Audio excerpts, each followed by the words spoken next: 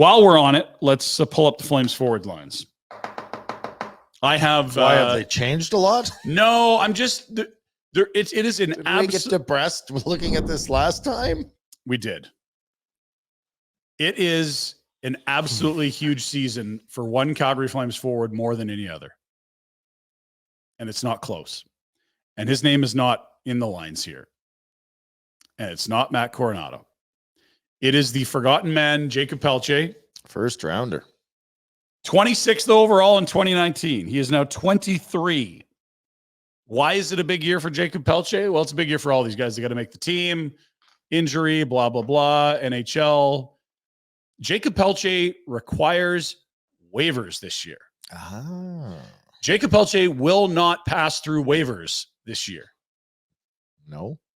I think a team like the Islanders, even someone like the Oilers, like this guy's going to make what, $900 and something thousand, and he's first round potential. That's coming off injury plagued season that everyone loves the skills and the toolkit, like the tools.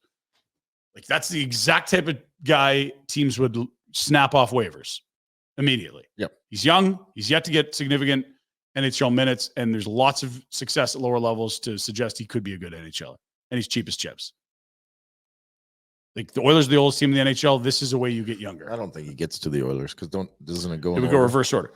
My point being is he's going to get snapped up by the first team in waiver priority, I'm guessing, or there's no way he clears waivers. So if Jakob Pelletier isn't one of the best 12 forwards, he's in a bit of trouble. 13 or 14 forwards, he better be in there. Or it's like now Craig Conroy is in a tough spot where it's, do you risk losing Jakob Pelletier for nothing and give him a spot over somebody else that's earned it? That's your worst case scenario if you're the GM and the coach, because you want this to be a meritocracy, but you also don't want to lose an asset for nothing. It kind of has like Juuso Välimäki vibes. Juuso had a very different injury scenario, but it was like he didn't have the reps, and the injuries kept him away from establishing himself as something at the NHL level for nothing. And then they couldn't find room for him, and they lost the asset for nothing. You can't have that happen again. Is he good? Juuso? No. Pelletier? Yes. I think he could be. Like last year, did he not have a really good camp and then he got hurt? He got injured. The shoulder took him out, I believe it was a shoulder, from preseason or training camp through to, I think, around the new year, where he got some run with the AHL, but 18 games in the American League, 12 points, 5 goals, nothing huge. He was basically a point per game player the season prior in the American League. That's a great indicator. If you're in your 21-year-old season, you're a point per game AHLer, you're ready to move on. That's exactly you've done what you're supposed to do, first rounder. Now come to the NHL. But he couldn't get a foothold in the NHL. It was a bad season for an injury to happen. And then he only got up for 13 games in the NHL. He had 3 points. And he got hurt again when he came back. It was the Trouba hit, was it first game back? And it's like, I thought, and then I saw him in the AHL playoffs live, and I'm like, he looks a little timid. And I don't think he is, but you'd understand that last year might have been a spot where you could justify him playing that way. Yeah, and I would throw that out the window if that is what people were seeing, because, well, unless that's been a history. I think it was a thing that last year was troublesome. But what about 2 years ago? Didn't see that at all. And so you're hoping it's just, okay, he's having a horrible injury plagued season, and it's unfair to expect him to be at his best. He's had 2 major injuries.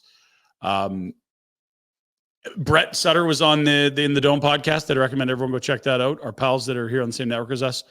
He said he's expecting a monster year from Jakob Pelletier. I chatted with Troy Stetcher when he was here a few years ago. He said, man, like seeing Pelletier in practice, and because I think they were both probably skating together at times. And he's like, that kid's going to be a really good player. Like, he is very, very highly regarded with his skill set and the player that he could be.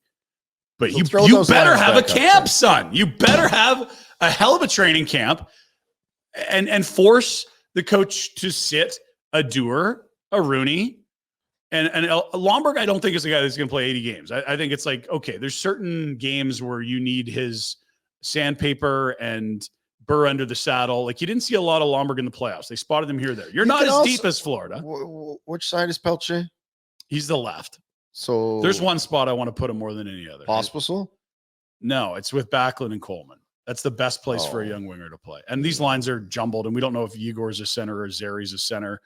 I don't know that Walker Duehr necessarily makes the team. I just feel like you can absolutely put Pospisil down on the bottom line and a Pelletier with Kadri. I know you like him with Backlund and Coleman, but Jesus, if Kadri can't carry him. Yeah, no, there's lots of places you could put him. The question becomes, if you're going to put Jakob Pelletier somewhere, who are you taking out? And remember that Matt Coronado, Matt Coronado, a right shot guy, he's had a much better year than Jakob Pelletier at both levels. He came back after a long stint in the A, and I thought Coronado looked like a much better NHLer. He's 1 year removed from college, and he's a point per game player in the American League. He had a great year. So they've overdone it. They haven't overdone it. They've closed doors on the young kids again. No, you've got competition for jobs. I think you've got Walker Duehr locked in on the spot where I think he's gone in the sense that like he could be your 14th forward if you want him. Yeah, but I guess. If I'm going to lose, these lines aren't how it's going to look. I understand what you're saying. Have a camp and absolutely do, and you don't need to be on the fourth line, Jakob Pelletier. Right, but you're not losing Jakob Pelletier over Walker Duehr. No, you're not. At any, you're just absolutely not. It's not happening. Never mind, like the Dryden Hunt, even Kevin Rooney. Like if you have Sharangovich and Zary play down the middle, you can live without Kevin Rooney. Or he can be your 14th forward or whatever. Like he played a full year. You're going to manipulate that lineup differently. Meritocracy or not. Yeah, but it's a guy where it's like all of a sudden injuries have put him in a spot where you're like, already this is a waiver decision guy? Like shit.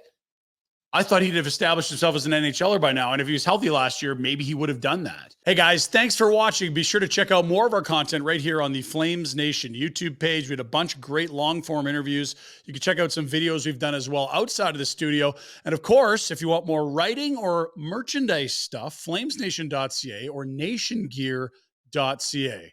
Appreciate you watching.